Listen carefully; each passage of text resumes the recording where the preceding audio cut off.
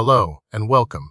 Today, we're diving into the intricacies of polycystic kidney disease, often shortened to PKD. This genetic disorder doesn't just affect the kidneys, it can have widespread implications throughout the body, and particularly impact other organs connected to the digestive system.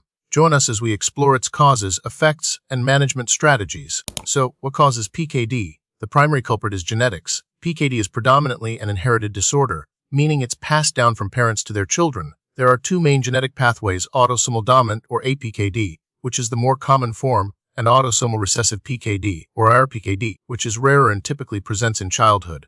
In rare cases, PKD can arise from a spontaneous genetic mutation, meaning neither parent carries the gene. Let's delve into the pathophysiology, or how PKD actually develops and affects the kidneys.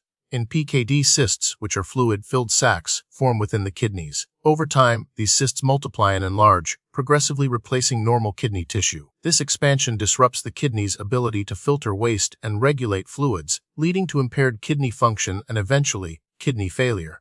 The growing cysts can also compress surrounding structures, including blood vessels and other organs, leading to further complications. Interestingly, PKD can sometimes extend beyond the kidneys, causing cysts to develop in other organs such as the liver, pancreas, and even impacting the digestive tract. PKD affects people worldwide, but its prevalence varies depending on the specific type. Autosomal dominant PKD (APKD) is estimated to affect about 1 in 4 to 1 in 1,000 individuals. Autosomal recessive PKD (RPD) is much less common, affecting approximately 1 in 20,000 and 40,000 newborns. Because PKD is a genetic disorder, individuals with a family history of the disease are at a significantly higher risk of developing it themselves. The signs and symptoms of PKD can vary widely depending on the severity of the disease and the age of the individual. In ADKD, symptoms often don't appear until adulthood.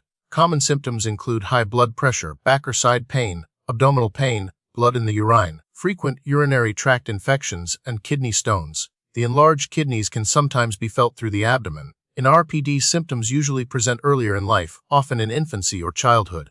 These symptoms can include high blood pressure, kidney failure, and liver problems. In both forms, digestive symptoms like nausea, vomiting, and constipation can occur due to pressure from enlarged organs, or due to complications from kidney failure.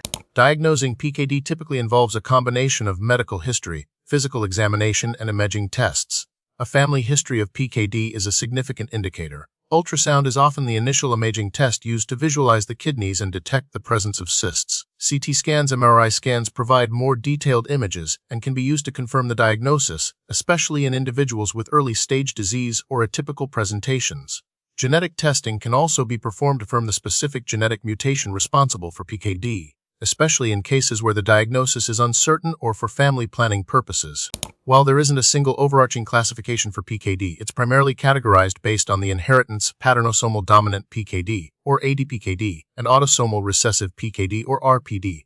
ADPD is further divided based on the specific gene mutations involved, with mutations in the PKD1 and PKD2 genes being the most common. These genetic subtypes can sometimes influence the severity and progression of the disease. RPKD has a single associated gene, PKHD1. Differentiation between the two types is crucial for treatment and prognosis.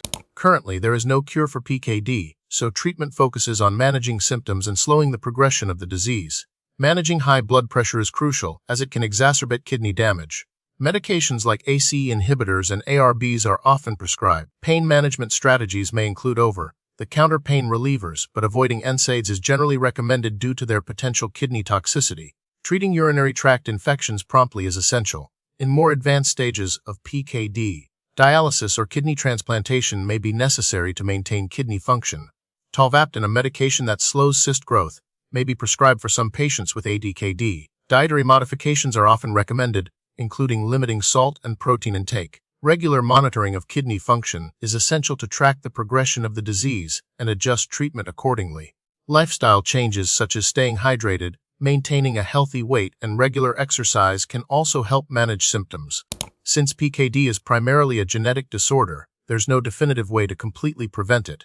However, genetic counseling is highly recommended for individuals with a family history of PKD who are planning to have children. Genetic testing can help determine the likelihood of passing the gene on to their offspring.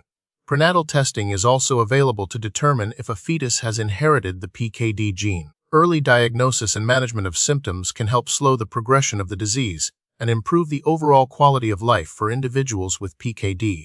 The prognosis for individuals with PKD varies widely depending on the type of PKD, the severity of the disease, and the effectiveness of treatment. People with ADPKD can often live for many years with the disease, although most will eventually develop kidney failure. The rate of progression varies significantly. RPKD typically has a poorer prognosis, with a significant number of affected infants dying in the first year of life due to respiratory or kidney failure. Recent research efforts are focused on developing new therapies to slow cyst growth and protect kidney function. This includes investigating potential drug targets involved in cyst formation and exploring new genetic therapies. There is also growing interest in the role of diet and lifestyle in managing PKD. Clinical trials are ongoing to evaluate the effectiveness of various interventions, offering hope for improved outcomes in the future.